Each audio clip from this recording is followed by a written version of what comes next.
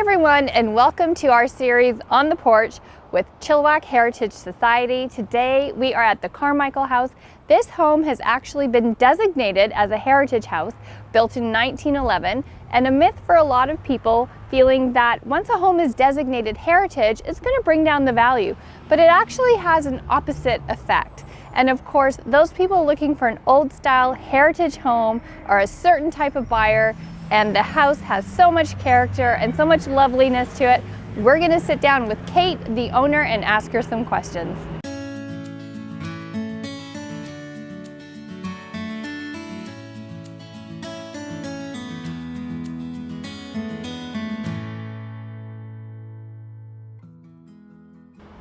Welcome, Kate, to our series, and thank you so much for having us to your beautiful home.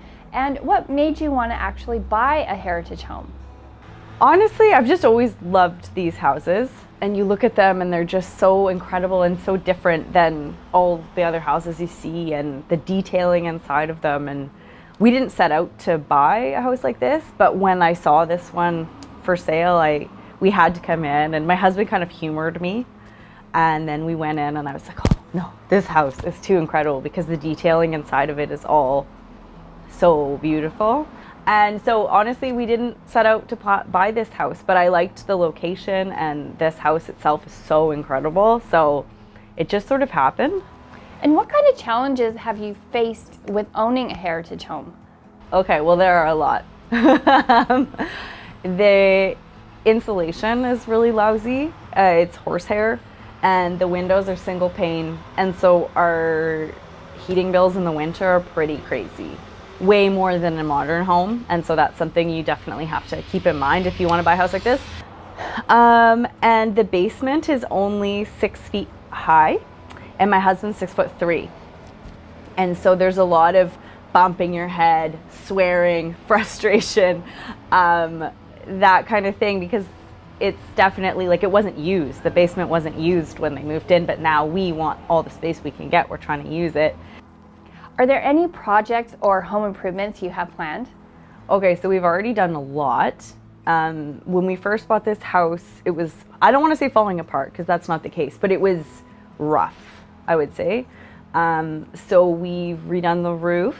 My husband's had to replace a lot of the exterior wood because it was rotten. And that was a huge job. We've painted it, we've redone the gutters, we've redone the lawn and half of the landscaping because there were so many trees misplaced. It was just like a child went out and threw seeds everywhere. And on the inside, we've painted almost every room. My husband's redone the floors upstairs, redone both bathrooms. And started finishing the basement. We still have to do the kitchen and, you know, a couple improvements here and there, but it's coming along. Honestly, it's been 4 years we've been in this house, and it's been kind of a constant. And we've had 2 kids. We have 2, like a 1-year-old and a 2-year-old. So it's been a very busy time, but it's just a priority. We want to just get it done. Is there anything interesting you have discovered hidden in the walls or under the floor or under the house while you've been living here? Yes, we have. So in renovating the house, we found some typical stuff. Nails, handmade nails from when this house was built, which are really neat to see. You can see all the markings from when they were making them. So homemade nails and screws that are just kind of wherever in the walls. And then we've also found a Safeway coupon from 1979, and it was for peanut butter, 2 for 1. And it was so cute. It was like this big, and I was like, whoa. That was kind of funny. And some coins. And we've also found some interesting things in the lawn.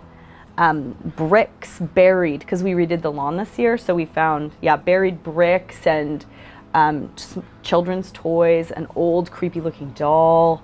But my favorite thing we found is not so old, but we found some really cool Canadian Geographics, from the 1930s, 40s, and 50s stashed in the attic.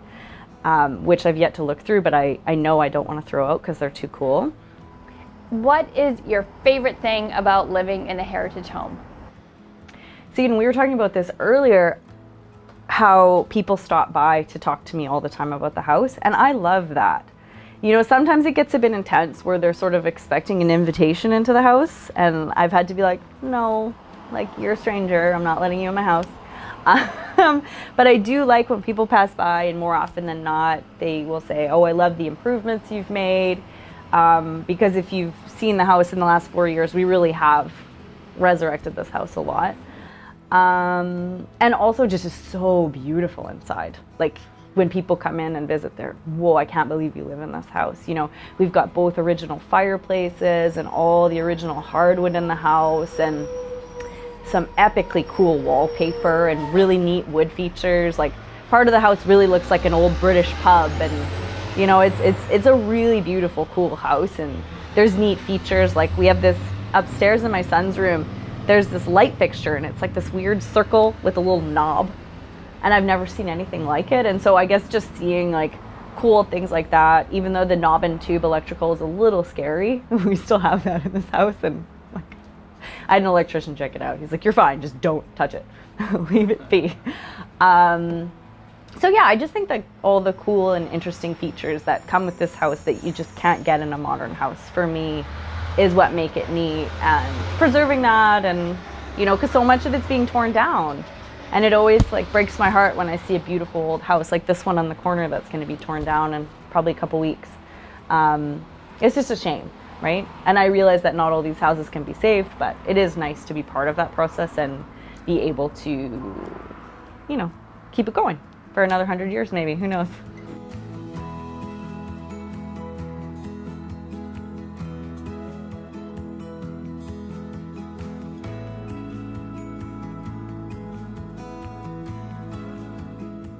Thank you for watching our On the Porch series with Heritage Chilliwack Society. And of course, if you'd like to become a member of the Heritage Chilliwack Society, you can find our details on our Facebook and website.